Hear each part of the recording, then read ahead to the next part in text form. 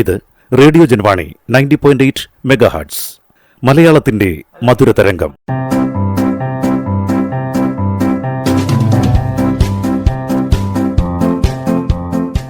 ഇപ്പോൾ വാരാന്ത്യ ലോക വൃത്താന്തം കേൾക്കാം. പ്രൊഫസർ ജെ ജേക്കബ് അവതരിപ്പിക്കുന്നു. വാരാന്ത്യ ലോക വൃത്താന്തം.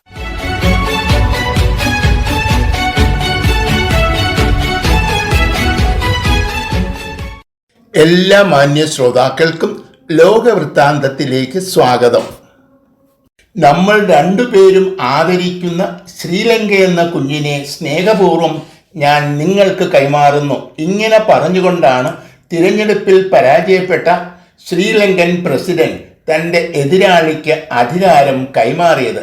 തിരഞ്ഞെടുപ്പുകളുടെ ജയപരാജയങ്ങൾ നിർണയിക്കുന്നത് സ്വാഭാവികമായ അധികാര കൈമാറ്റമാണ്. ഭരണകക്ഷിയെ ദയനീയമായി പരാജയപ്പെടുത്തിക്കൊണ്ടാണ് നാഷണൽ പീപ്പിൾസ് പവർ പാർട്ടി തിരഞ്ഞെടുപ്പിൽ വിജയിച്ചത്. പ്രസിഡന്റായി തിരഞ്ഞെടുക്കപ്പെട്ട അനുരാ കുമാര ദശനായകെ 43% വോട്ടു നേടിയപ്പോൾ പ്രസിഡന്റായിരുന്ന റെനിൽ വിക്രംസിംഹയ്ക്ക് ലഭിച്ചത് 3% വോട്ടുകൾ മാത്രമാണ്. ശ്രീലങ്കയിലെ ഒരു ഇടതുപക്ഷ പാർട്ടി ആദ്യമായിട്ടാണ് അധികാരത്തിൽ വരുന്നത്.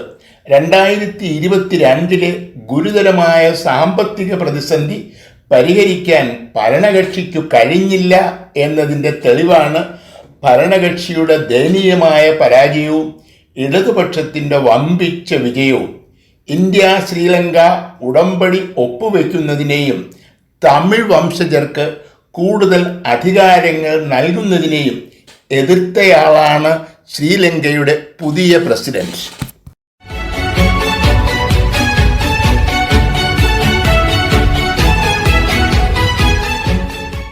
ഒരാഴ്ചയോളം നീളുന്ന സന്ദർശനത്തിനായി ഉക്രൈൻ പ്രസിഡന്റ് അമേരിക്കയിലെത്തി.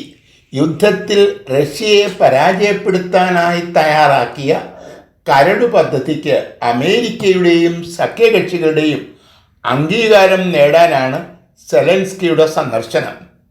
കൂടുതൽ ആയുധങ്ങൾ നാറ്റോ നൽകണം, ദീർഘദൂര മിസൈലുകൾ ഉപയോഗിക്കുന്നതിനുള്ള നിയന്ത്രണങ്ങൾ നീക്കണം തുടങ്ങിയവയാണ് സെലൻസ്കിയുടെ പ്രധാനപ്പെട്ട ആവശ്യങ്ങൾ. താൻ പ്രസിഡന്റായി തിരഞ്ഞെടുക്കപ്പെട്ടാൽ ഉക്രൈനുള്ള സഹായം തുടരുമെന്ന് കമലാ ഹാരിസ് വ്യക്തമാക്കിയിട്ടുണ്ട്. യുദ്ധം അവസാനിപ്പിക്കുമെന്ന് നേരത്തെ പറഞ്ഞിരുന്നുവെങ്കിലും ഇപ്പോൾ ഇക്കാര്യത്തിൽ ട്രംപ് മൗനം പാലിക്കുകയാണ്. ഐക്യരാഷ്ട്രസഭയുടെ ജനറൽ അസംബ്ലിയിൽ പ്രസംഗിക്കുകയും സഹായം അഭ്യർത്ഥിക്കുകയും ചെയ്തു. American president Joe Biden, Kamala Harris, Trump തുടങ്ങിയവരുടെ മുമ്പിൽ തൻ്റെ പദ്ധതികൾ സെലൻസ്കി അവതരിപ്പിക്കുകയും ചെയ്തു.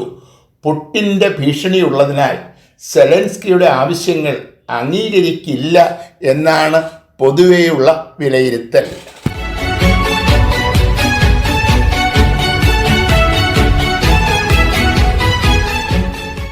ഈ ആഴ്ചയിൽ ഇസ്രായേൽ ലെബനോണിൽ നടത്തിയ ആക്രമണത്തിൽ 500-ലേറെ പേർ കൊല്ലപ്പെട്ടു.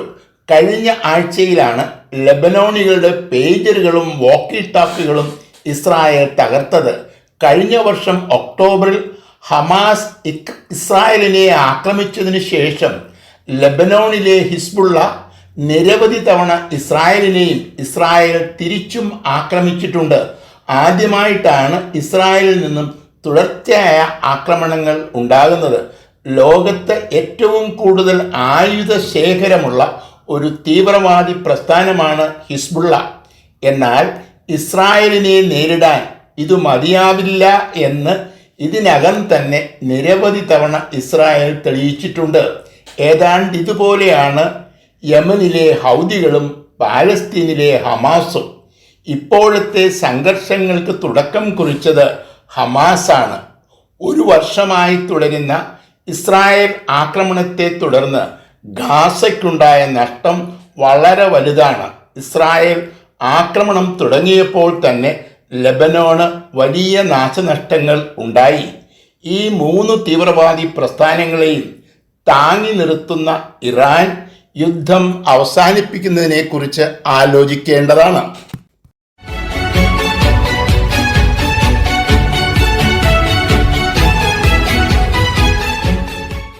ഷെർവിൻ ഹാജിപൂരിനോട് ക്ഷമിക്കാനും ശിക്ഷ ഇളവ് ചെയ്യാനും ഇറാൻ സർക്കാർ തീരുമാനിച്ചത് അന്തർദേശീയ മാധ്യമങ്ങളിൽ വലിയ വാർത്തയായി. ശിരോവസ്ത്രം ധരിച്ചിരിക്കുന്നത് ശരിയായ രീതിയിലല്ല എന്നാരോപിച്ച് സദാചാര പോലീസ് കസ്റ്റഡിയിലെടുത്ത ഒരു പെൺകുട്ടി മണിക്കൂറുകൾക്കുള്ളിൽ മരിച്ചു. 2 വർഷം മുമ്പ് നടന്ന ഈ സംഭവത്തെ തുടർന്ന് ഇറാനിലുടനീളം വലിയ പ്രതിഷേധ പ്രകടനങ്ങൾ ഉണ്ടായി. പ്രതിഷേധക്കാർ വ്യാപകമായി ആലപിച്ചിരുന്ന ഒരു പാട്ട് സമൂഹ മാധ്യമങ്ങളിൽ വൈറലായി. ഇതേ തുടർന്ന് ഈ പാട്ട് എഴുതി സംഗീതം നൽകുകയും നിറഞ്ഞ സദസ്സുകളിൽ അവതരിപ്പിക്കുകയും ചെയ്ത ഷെർവിൻ ഹാജിപൂരിനെ പോലീസ് അറസ്റ്റ് ചെയ്തു.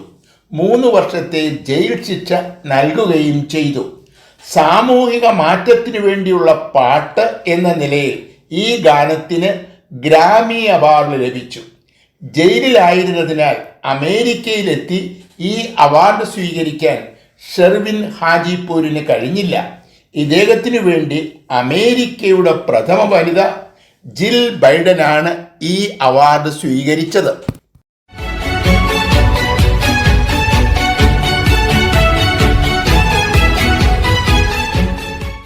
ഒരു ഭൂഖണ്ഡാന്തര മിസൈൽ വിജയകരമായി പസഫിക് സമുദ്രത്തിൽ പരീക്ഷിച്ചതായി ചൈന ബുധനാഴ്ച മാധ്യമങ്ങളെ അറിയിച്ചു. തങ്ങളുടെ രാജ്യത്തിന് പുറത്ത് ഇങ്ങനെയൊരു പരീക്ഷണം അവസാനം ചൈന നടത്തിയത് 1980-ലാണ്. ഇത് സാധാരണ പരിശീലനത്തിൻ്റെ ഭാഗമാണെന്നും ബന്ധപ്പെട്ടവരെ അറിയിച്ചിട്ടുണ്ട് എന്നുമാണ് പത്രക്കുറിപ്പിൽ ചൈന അവകാശപ്പെട്ടത്. തങ്ങൾക്ക് യാതൊരുവിധ മുന്നറിയിപ്പും ലഭിച്ചിട്ടില്ല എന്നാണ് ഫിലിപ്പൈൻസ്, ജപ്പാൻ, തായ്വാൻ തുടങ്ങിയ അയൽ രാജ്യങ്ങൾ പ്രതികരിച്ചത്.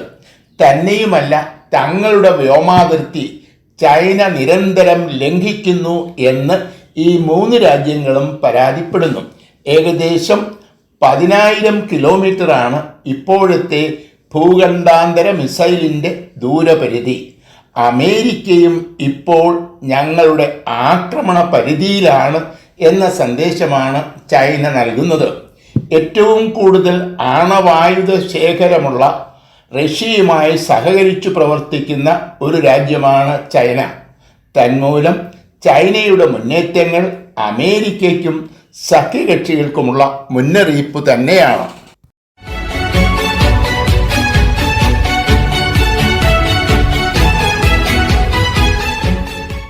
തീർത്ഥാടനം ഒരു മറയാക്കി പാകിസ്ഥാനിൽ നിന്നും ഭിക്ഷക്കാർ തങ്ങളുടെ നാട്ടിലെത്തുന്നു എന്നാണ് സൗദി ഭരണകൂടത്തിൻ്റെ പരാതി. ഇത്തരക്കാർക്ക് യാത്രാനുമതി നൽകരുതെന്ന് സൗദി ഭരണകൂടം പാകിസ്ഥാനോട് അഭ്യർത്ഥിച്ചു. സൗദി പോലീസിൻ്റെ പിടിയിലാകുന്ന ഭിക്ഷക്കാരിൽ 90% പാകിസ്ഥാൻ പൗരന്മാരാണ്. ഇവരെ നിയന്ത്രിച്ചില്ലെങ്കിൽ പരിശോധനകൾ കർശനമാക്കുമെന്നും അത് എല്ലാ തീർത്ഥാടകർക്കും ബുദ്ധിമുട്ടാകും എന്ന മുന്നറിയിപ്പും സൗദി നൽകിയിട്ടുണ്ട്. ട്രാവൽ ഏജൻസികൾ വലിയ പ്രതിഫലം പറ്റി ഭിക്ഷക്കാർക്ക് വിസ സംഘടിപ്പിച്ചു കൊടുക്കുന്നു എന്നാണ് പാകിസ്ഥാൻ കണ്ടെത്തിയിരിക്കുന്നത്. തീർത്ഥാടകർ എന്ന വ്യാജേന കറാച്ചി എയർപോർട്ടിൽ നിന്നും സൗദിയിലേക്ക് പോകാനായി വിമാനം കയറിയ പലരെയും പോലീസ് ചോദ്യം ചെയ്തു. ഭിക്ഷാടനത്തിനാണ് ഇവർ സൗദിയിലേക്ക് പോകുന്നതെന്ന് പോലീസിനോട് ഏറ്റുപറഞ്ഞു. സൗദിയിൽ മാത്രമല്ല, മറ്റു പല ഗൾഫ് രാജ്യങ്ങളിലും പാകിസ്ഥാനിൽ നിന്നുള്ള ഭിക്ഷക്കാർ എത്തുന്നതായി കണ്ടെത്തിയിട്ടുണ്ട്. മാതൃരാജ്യത്തിൻ്റെ അന്തസ്സ് കാത്തു സൂക്ഷിക്കുക എന്നത് എല്ലാ പ്രവാസികളുടെയും ഉത്തരവാദിത്വമാണ്.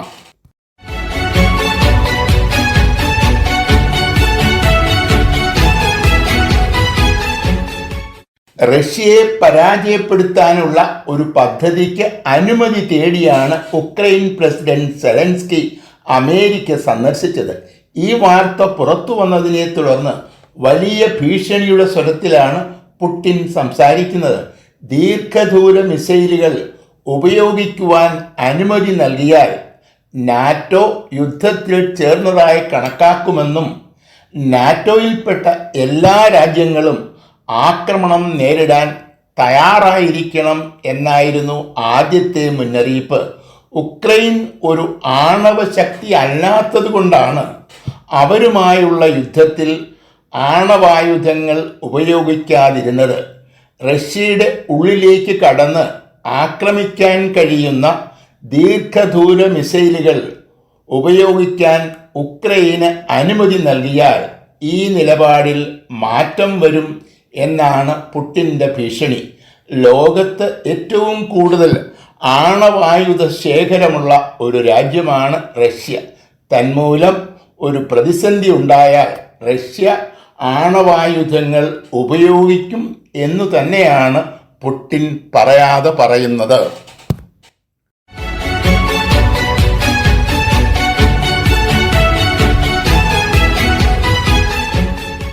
17 പ്രാവശ്യം ഓസ്കാർ അവാർഡിനും 26 തവണ ഗോൾഡ് ഗ്ലോബിനും ശുപാർശ നേടിയിട്ടുള്ള പ്രശസ്തയായ ഒരു അമേരിക്കൻ നടിയാണ് മെറിൽ സ്ട്രീപ്പ്.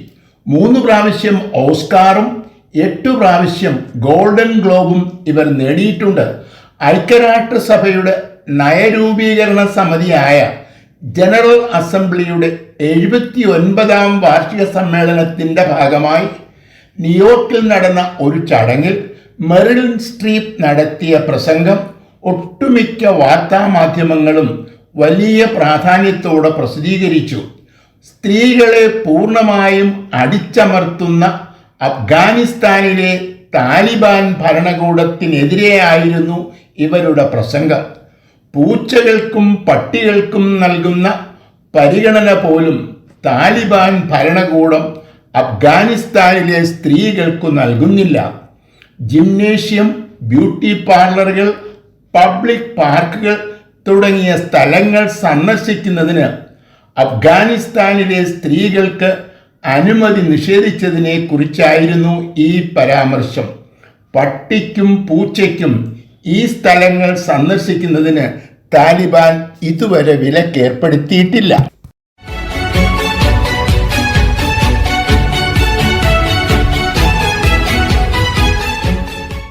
ചൈനയിലെ ഷെൻഷെൻ നഗരത്തിൽ 10 വയസ്സുള്ള ജപ്പാൻകാരനായ ഒരു വിദ്യാർത്ഥി ബുധനാഴ്ച സ്കൂളിലേക്ക് പോകുമ്പോൾ ആക്രമിയുടെ കുത്തേറ്റു മരിച്ചു. കഴിഞ്ഞ മാസവും ജപ്പാൻകാരനായ ഒരു വിദ്യാർത്ഥി സമാന സാഹചര്യത്തിൽ കൊല്ലപ്പെട്ടു.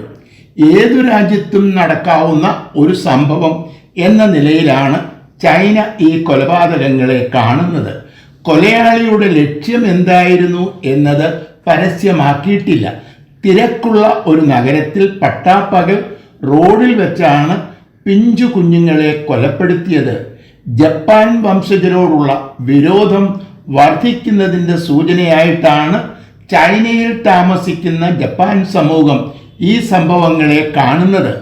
2ാം ലോകമഹായുദ്ധകാലത്ത് ചൈനയിലെ പല പ്രദേശങ്ങളും ജപ്പാൻ പിടിച്ചെടുക്കുകയും തടവിലായ ചൈനക്കാരോട് ജപ്പാൻ സൈനികർ വളരെ മോശമായി പെരുമാറുകയും ചെയ്തു. ഈ സംഭവം ചൂണ്ടിക്കാട്ടി ജപ്പാനെ വെറുക്കാൻ ചൈനീസ് മാധ്യമങ്ങൾ പഠിപ്പിക്കുന്നു എന്നാണ് ജപ്പാൻ ആരോപിക്കുന്നത്. വെറുപ്പിൻ്റെയും വിദ്വേഷത്തിൻ്റെയും വിത്തുകൾ കുഞ്ഞു മനസ്സുകളിൽ വിതറി രാജ്യസ്നേഹം വളർത്താൻ കഴിയില്ല എന്നത് തീവ്ര ദേശീയവാദികൾ പലപ്പോഴും തിരിച്ചറിയുന്നില്ല.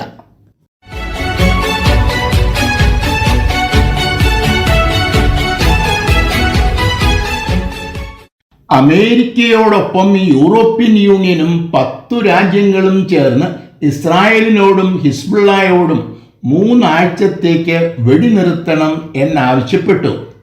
യുദ്ധം നിർത്തിയാൽ ചർച്ചകളിലൂടെ എല്ലാ പ്രശ്നങ്ങൾക്കും പരിഹാരം കാണാം എന്ന നിർദ്ദേശവുമുണ്ട്. ഐക്യരാഷ്ട്രസഭയുടെ സമ്മേളനത്തിൽ പങ്കെടുക്കാൻ ലോകരാഷ്ട്രങ്ങളുടെ നേതാക്കന്മാർ ന്യൂയോർക്കിൽ ഉണ്ടായിരുന്നതിനാൽ സംയുക്ത പ്രസ്താവന തയ്യാറാക്കാൻ വലിയ ബുദ്ധിമുട്ടുണ്ടായില്ല.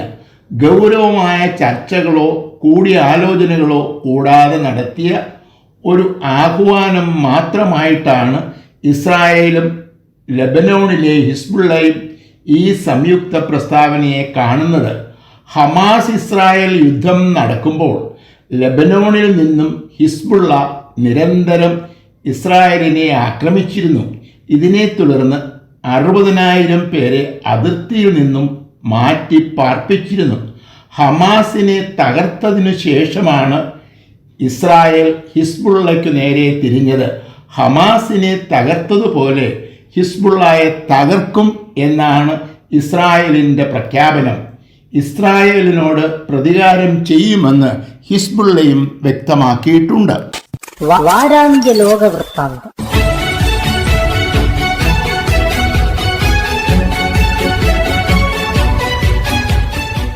തയ്യാറാക്കി അവതരിപ്പിച്ചത് പ്രൊഫസർ ജെ ജേക്കബ്.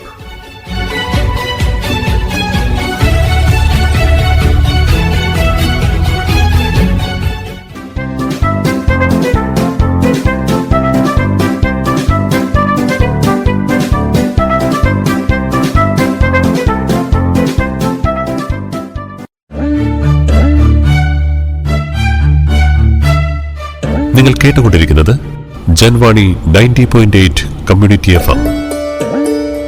അറിയേണ്ടതും കേൾക്കേണ്ടതും മാത്രം.